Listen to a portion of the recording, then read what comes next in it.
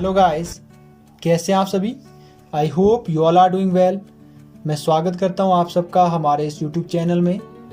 और आज के इस सेशन में मैं आप लोगों के लिए लेकर आया हूं बुलेट नोट सीरीज़ का नेक्स्ट पार्ट, जिसमें हम लोग डिस्कस करने जा रहे हैं जून 2020 की एक बहुत ही महत्वपूर्ण न्यूज़, जो आपके यूपीएससी और पीसीएस एग्ज़ाम्स के लिए बहुत महत्वपूर्ण रहने वाली है। गाइस, सबसे पहले मैं आप लोगों की जानकारी के लिए ये न्यूज़ बता दूंगा कि ये न्यूज़ एक्चुअल में थी क्या, और उसके बाद हम इस पर डिटेल में बात करेंगे। तो आइए सबसे पहले न्यूज़ देखें कि न्यूज़ क्या थी। न्यूज़ कुछ इस प्रकार से थी कि नागालैंड को अगले 6 महीने के लिए यानी दिसंबर 2020 तक के लिए एक अशांत क्षेत्र घोषित कर दिया गया है। इसके लिए देखिए, गृह मंत्रालय ने एक अधिसूचना जारी की थी, जिसमें यह माना गया कि नागालैंड की परिस्थितियां परेशानीजनक और खतरनाक है, जो आम जनमानस के लिए ठीक नहीं थी। इन हालातों को मद्देनजर रखते हुए केंद्रीय गृह मंत्रालय ने सशस्त्र बल विशेष शक्तियां अधिनियम AFSPA armed forces special power act 1958 की धारा 3 का प्रयोग किया है। इस धारा 3 के अंतर्गत 30 जून 2020 से लेकर दिसंबर 2020 तक नागालैंड को फिर से अशांत क्षेत्र घोषित कर दिया गया है। तो गाइज, ये न्यूज़ थी। अब गाइज, इसमें हम 3 बातें विस्तार से करेंगे। फर्स्ट, कि आफ्स्पा क्या होता है। सेकंड, अशांत क्षेत्र की डेफिनेशन क्या होती है अकॉर्डिंग टू आफ्स्पा।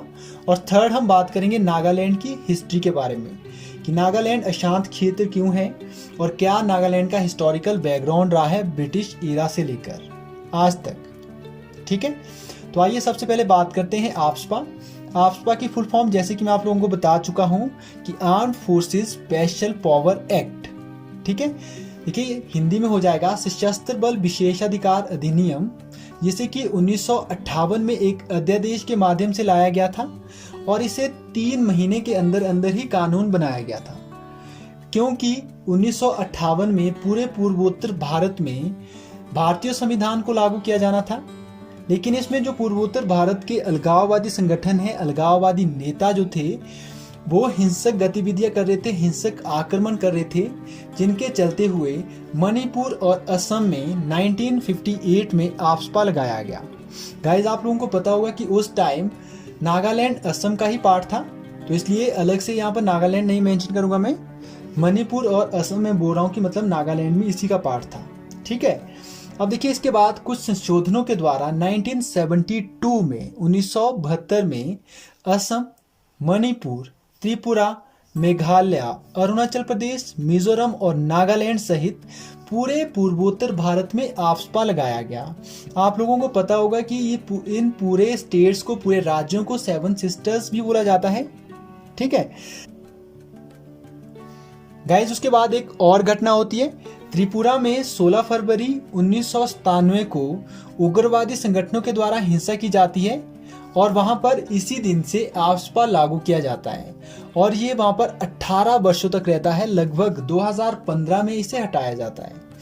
गाइस, अब ऐसा ही नहीं है कि पूर्वोत्तर में या नॉर्थ ईस्ट में ही आपके पास आफ्स्पा रहा, बाकी स्टेट्स में भी आफ्स्पा रहा। अगर हम बात करें 1983-1984 की, तो इस टाइम देखिए पंजाब और चंडीगढ़ बड़ा पार्ट टेंशन में था।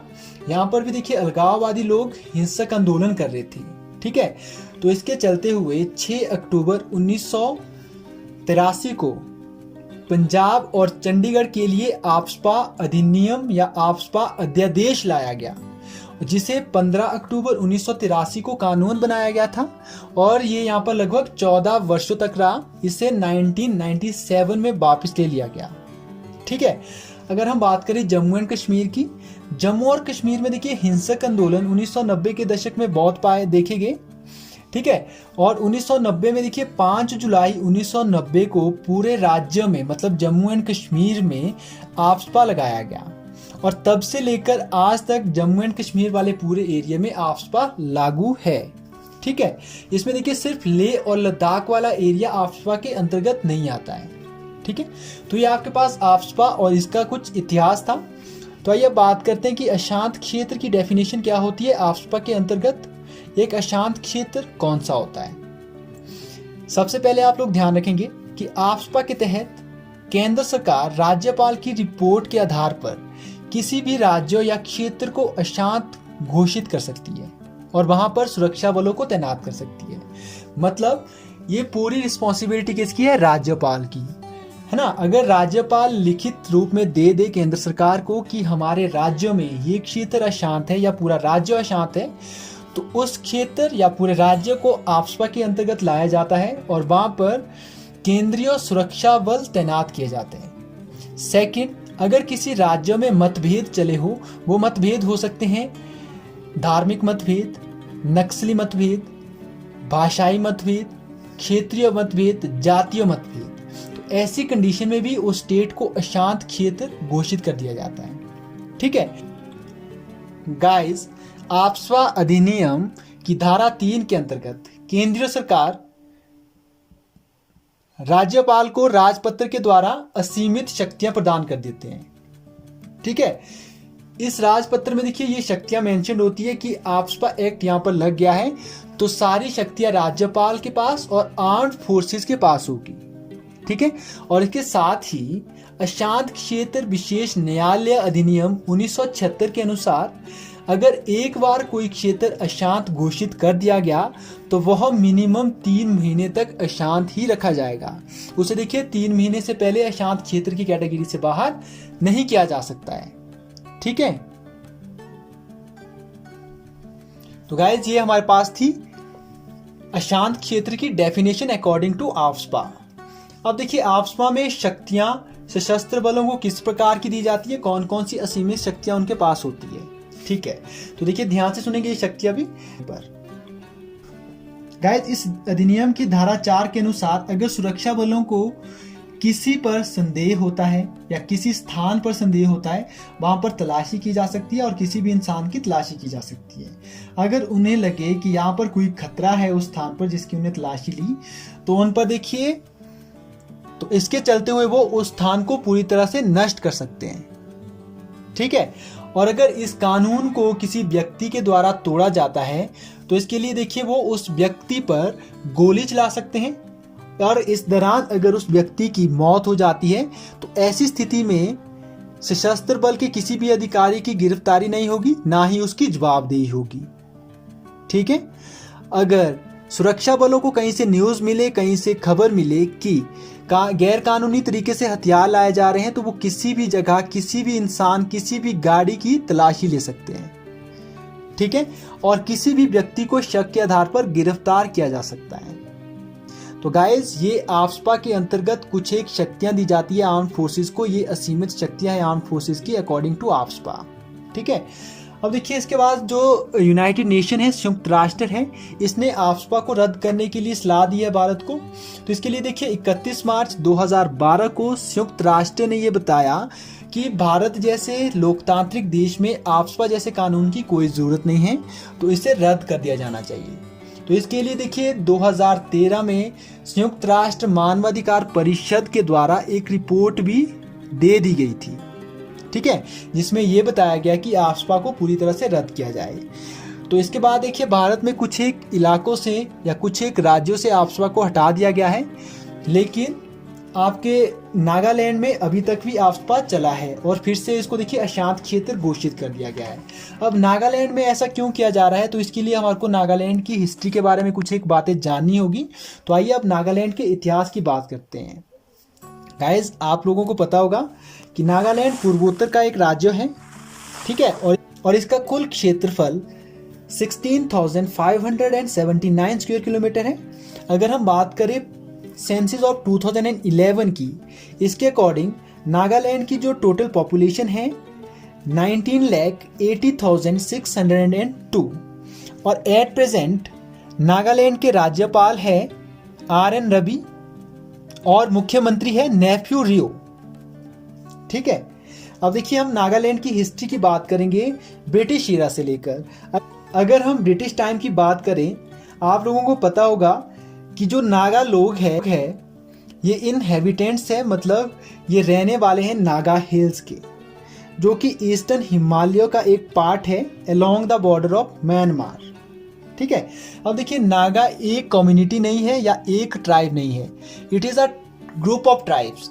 नागा बहुत सारी जनजातियों का एक समूह है, इनकी अपनी अलग अलग भाषाएं भी हैं। ठीक है, अब आप लोगों को पता होगा कि जो ब्रिटिशर्स हैं इन्होंने क्या किया, अपनी टेरिटरी को एक्सपेंड करने के लिए भारत के जो नेबरिंग स्टेट्स थे, भारत के नेबरिंग कंट्रीज थे, उनको भी अपने कंट्रोल में लाया। इसके चलते हुए ब्रिटिशर्स ने 1826 में असम को अपने अंडर किया और धीरे धीरे वो हिली एरिया की तरफ जाने लगे और 1892 में नागा हिल्स को भी अपने अंडर ला लिया उन्होंने। ठीक है, और वहां पर भी अपनी कॉलोनी स्थापित कर दी। इसके चलते उन्होंने क्या किया कि नागालैंड में और नागा हिल्स में जो मैदान के लोग थे, मतलब इंडिया के लोग थे, उनका आना जाना बंद कर दिया गया क्योंकि वहां पर ये लोग नहीं आ सकते। लेकिन जो ब्रिटिश मिशनरीज थी उनको अलाउ कर दिया कि आप लोग वहां पर रह सकते हैं, आप लोग वहां पर जा सकते हैं। इसका क्या रिजल्ट हुआ कि आज तक भी अगर आप देखेंगे कि नागालैंड की ऑलमोस्ट पॉपुलेशन, अगर बात करें हम तो 70% तक की पॉपुलेशन क्रिश्चियन है। इसका यही कारण है कि वहाँ पर देखिए आम लोगों को, भारतीय लोगों को बसने ही नहीं दिया गया, उन पर रोक लगा दी गई थी ब्रिटिशर्स के द्वारा। अब देखिए कब इनमें स्वायत्तता की बात आई, नेशनलिज्म की फीलिंग आई नागालैंड के लोगों पे, 1914 से आप लोगों को पता होगा कि फर्स्ट वर्ल्ड वॉर चला। फर्स्ट वर्ल्ड वॉर में नागालैंड से देखिए लोग लड़े अंग्रेजों की तरफ से। अब देखिए जब ये वर्ल्ड वॉर खत्म होता है तब इनको पता चला कि राष्ट्रवाद, नेशनलिज्म जैसी भी कोई बात होती है। तो इसके चलते हुए इन्होंने 1918 में एक संगठन बनाया जिसे नागा क्लब नाम दिया गया। नागा क्लब ने देखिए पहली बार सोशल पॉलिटिकल फाउंडेशन प्रदान की नागा नेशनलिज्म को। उसके बाद नागा क्लब ने 1929 में एक मेमोरेंडम दिया साइमन कमीशन को। इस मेमोरेंडम में यह बताया गया कि इन फ्यूचर अगर ब्रिटिशर्स कानून में कोई बदलाव करती है, अगर भारत को आज़ाद कर देती है, तो ऐसी कंडीशन में नागालैंड भारत के साथ नहीं मिलेगा, नागालैंड अपना एक स्वतंत्र अलग देश बनाएगा। ये मांग देखिए 1929 आज़ादी से पहले से चल पड़ी थी नागालैंड में कि उनको अलग होना है, भारत के साथ उन्हें नहीं रहना है। ठीक है, अब देखिए 1945 में एक और ऑर्गेनाइजेशन बनाई जाती है जिसको नाम दिया जाता है Naga hills district tribal council, जिसका नाम 1946 में बदल दिया जाता है और इसे नाम दिया जाता है नागा नेशनल काउंसिल NNC। और इसके जो मेन लीडर थे उनका नाम है AN फिजो। ठीक है, AN फिजो ने नागालैंड को एक आज़ाद देश घोषित कर दिया था 14 अगस्त 1947 को। लेकिन भारत के सैन्य बल ने ऐसा नहीं होने दिया। ठीक है, और इसको असम राज्यों में ही मिलाकर रखा। ठीक है, अब देखिए फिर कुछ बातचीत चलती रही भारतीय नेताओं के बीच और AN फिजो के बीच। ठीक है, अब इसके लिए 1952 में पंडित जवाहरलाल नेहरू जो कि तत्कालीन प्रधानमंत्री थे और NNC नागा नेशनल काउंसिल के जो प्रेसिडेंट AN फिजो, उनके बीच बैठक हुई। इस बैठक में देखिए जो भी बातचीत होनी थी वो पॉसिबल नहीं हो पाई और ये बैठक की बातचीत पूरी तरह से बेकार हो गई और NNC ने वहां पर हिंसा करना शुरू कर दिया। 1952 में पहली बार हिंसक आंदोलन हुआ वहां पर और लोगों की जानें गई।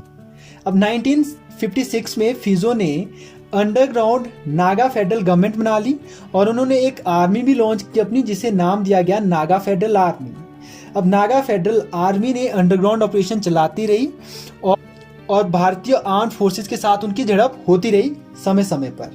तो इसके चलते हुए 1958 में armed forces special power act लाया गया और नागालैंड में इसे इम्पोज किया गया। आप लोगों को पता होगा कि 1958 में नागालैंड हिस्सा था असम का ही, है ना। और साथ में देखिए एक तरफ तो NNC था और वहां पर कुछ और भी लीडर्स थे, केंद्रीय सत्ता थी। उसने क्या किया उस टाइम कि NNC से बातचीत करना तो फिजूल है, वहां पर तो कोई बात नहीं बन पा रही थी। तो इसके चलते हुए उन्होंने क्या किया कि जो बाकी लीडर हैं उनके साथ बातचीत जारी रखी और इस बातचीत को जारी रखते हुए उन्होंने क्या की, इस बात की गारंटी दी अकॉर्डिंग टू आर्टिकल 371A कि नागा कस्टमरी लॉ जो है इनको मान्यता प्रदान की जाएगी। मतलब कि भारत के संविधान के सामने अगर क्लैश कर जाए नागा कस्टमरी लॉ और भारतीय संविधान का लॉ, तो ऐसी कंडीशन में भारतीय संविधान के लॉ को कम माना जाएगा और नागा जो कस्टमरी लॉ है इसको सुप्रीम माना जाएगा। ठीक है। इसके चलते हुए देखिए कुछ एक नेता क्या थे, खुश थे इस डिसीजन से लेकर, और इसी के अकॉर्डिंग 1963 में नागालैंड को एक अलग राज्य बनाया गया और ये भारत का 16वां राज्य बना, 16th राज्य बना भारत का।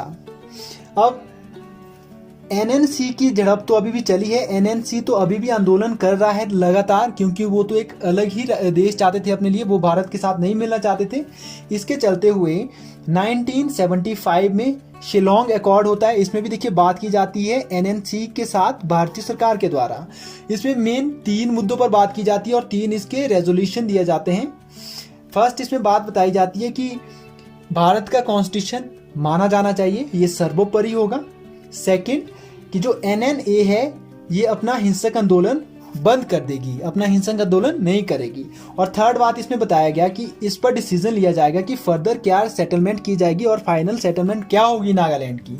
इस डिसीजन को पेंडिंग रखा गया कि इस पे इन फ्यूचर बात की जाएगी। अब इसी बीच क्या होता है कि 1980 में एक नया संगठन बनाया जाता है, NSCN, national socialist council of Nagaland, national socialist council of Nagaland.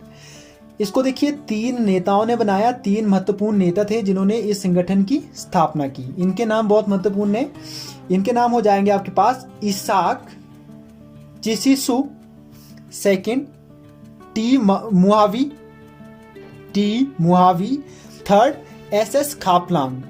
ये 3 मेन लीडर्स थे जिनके द्वारा ये संगठन बनाया गया और 1980 से लेकर आज तक NSCN पूरे आंदोलन को जारी रखा हुआ है और ये भी अभी भी अपने लिए देखिए अलग राज्यों की, अलग देश की मांग कर रहा है, भारत से अलग होने की मांग कर रहा है मतलब, ठीक है। अब देखिए इस संगठन में फूट पड़ जाती है 1988 में, इसके 2 संगठन बन जाते हैं, एक तो NSCN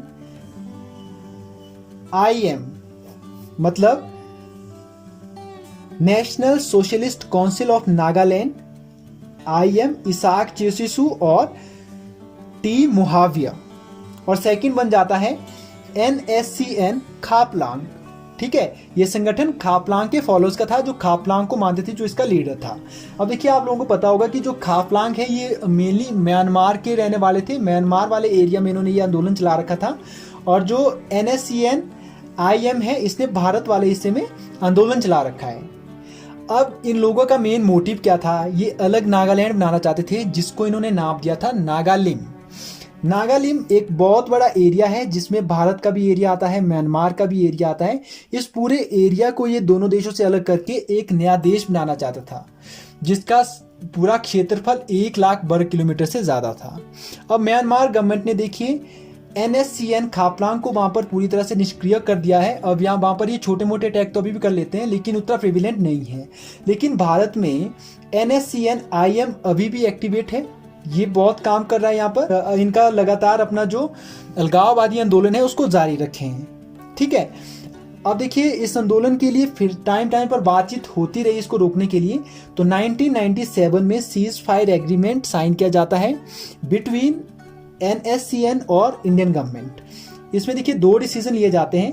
फर्स्ट डिसीजन तो ये लिया जाता है कि NSCN IM भारतीय सेना के खिलाफ कोई भी ऑपरेशन नहीं चलाएगा, मतलब कोई भी मुठभेड़ नहीं होगी। और सेकंड कि भारतीय सेना भी NSCN IM के खिलाफ कोई ऑपरेशन नहीं चलाएगा, ठीक है। तब से लेकर देखिए मामला थोड़ा सा सॉर्टेड था और बातचीत चली आ रही थी। अब बात अगर करें हम 2015 के बाद की, 2015 से 2019 तक 80 बार मीटिंग्स हो चुकी है, 80 बार बातचीत हो चुकी है कि नागालैंड पर क्या डिसीजन लिया जाए फाइनल। इसमें देखिए फाइनल डिसीजन आना था 31 अक्टूबर 2019 को। 31 अक्टूबर 2019 को ये डिसीजन नहीं आ पाया और ये पूरी बातचीत असफल हो गई, जिसके चलते हुए फिर से नागालैंड को आफ्सपा के अंतर्गत अशांत क्षेत्र घोषित कर दिया गया था। पहले इसे देखिए दिसंबर 2019 तक किया गया, उसके बाद दिसंबर से लेकर जून तक बढ़ाया गया, जून 2020 तक। अब जून में देखिए फिर से इसको अशांत क्षेत्र बनाया गया दिसंबर 2020 तक। अब इसमें देखिए फर्दर डिसीजन इसके बाद लिए जाएंगे। तो अभी तक के लिए इतना ही। अगर इस पर कोई और अपडेट आता है तो बाकी के सेशन में हम इस पर बात करेंगे। तो आज के सेशन में इतना ही। Thank you.